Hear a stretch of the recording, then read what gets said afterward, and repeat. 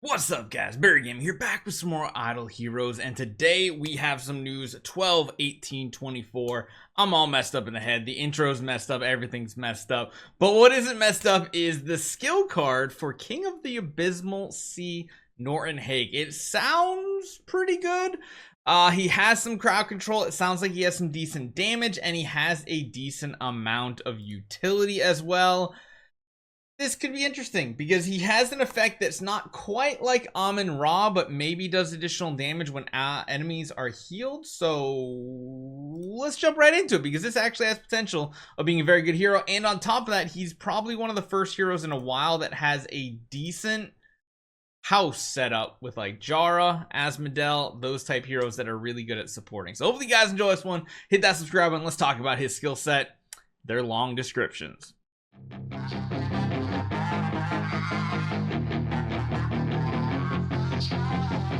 So let's take a look at this. Number one, again, I still think this hero looks completely badass. Probably one of the coolest ones around in a while. And a lot of games don't have male heroes that look really cool or that many male heroes anymore. So that's one thing that's refreshing about Idle Heroes still. So King of the Abysmal Sea, Norton Haig. Let's get to his active skill because there is a lot to it.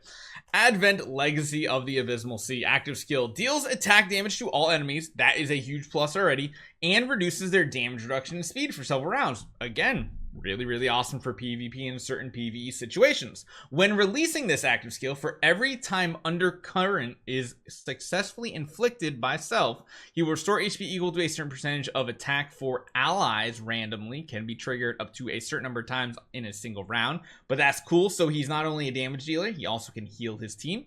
If self inflicts Undercurrent successfully for certain times in total, additionally removes Undercurrent from all those enemies and reduces their damage reduction for several rounds.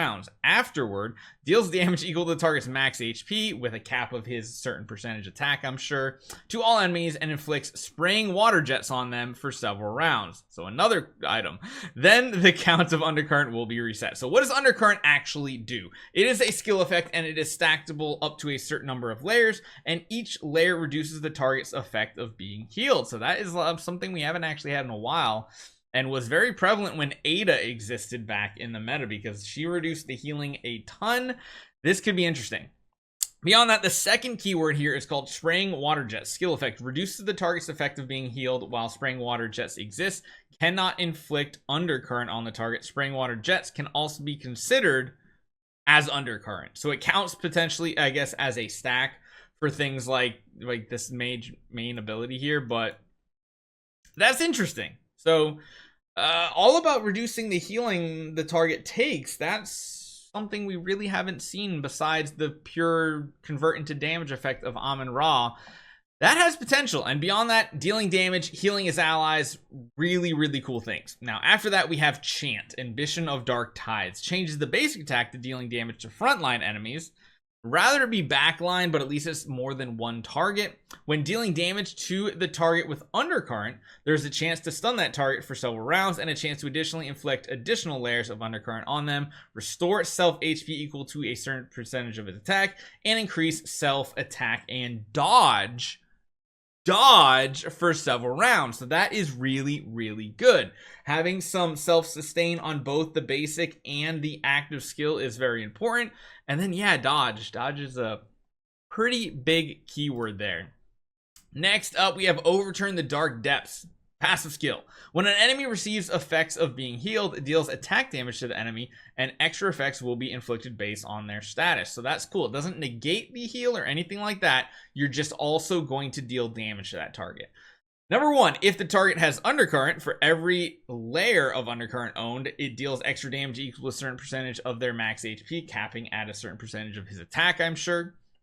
If the target has Spraying Water Jets, which again was the more advanced version of Undercurrent, deals extra damage equal to max HP, then there's also a chance to stun them for several rounds and a chance to inflict additional layers of Undercurrent. So that is pretty solid. That's just purely a passive ability, which is really nice.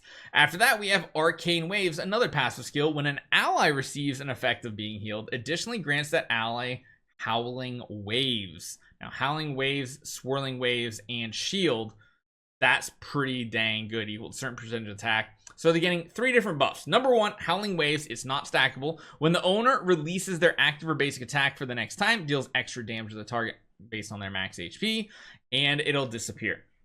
Swirling Waves, very similar, increases the owner's damage reduction and becomes invalid after taking damage from active and basic skills for 7 rounds. And then afterward, King of Abysmal Sea, Norton deals attack damage to the attacker with a chance to stun them. So really good support on this hero. We got to see what his damage looks like. Not quite sure. And then of course we have the Core of Origin skill as well. At the end of each round, deals attack damage to enemies with undercurrent on the battlefield with a chance to stun them for several rounds. Afterward, there's a chance to restore all allies HP equal to a certain percentage of attack and increase all allies damage reduction for several rounds. I think this actually might be one of the best cores out there if you need one for survivability. Typically you would use one potentially like, you know, Scarlet Queen Halora, which can do some additional healing and stuff. This one's really good. CC, healing, as well as buffing your damage reduction. All those things are just really powerful. And like I said before, I got this right here off of the WeChat. These are his tenants. So the main body, pretty decent stat line. We have Asmodel the Dauntless, which is not the worst support hero to have on your squad.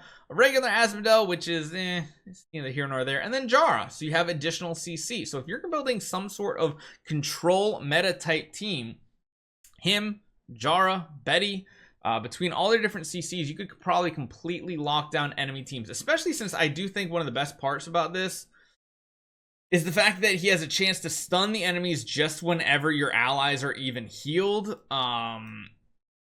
That's pretty good. You have the chance to stun the enemy when the enemy is healed. So whenever your allies are healed, chance to stun. Whenever the enemies are healed, chance of stun. His basic attack hits multiple targets with, again, another chance to stun. And of course, his active skill is pretty powerful, especially when you get those like special effects added to it. If you remember this part here, when releasing it, for every undercurrent, it restores HP equal to a certain percentage of attack for allies randomly. So I don't know if that means like individual allies, multiple allies. We'll have to see how that plays out.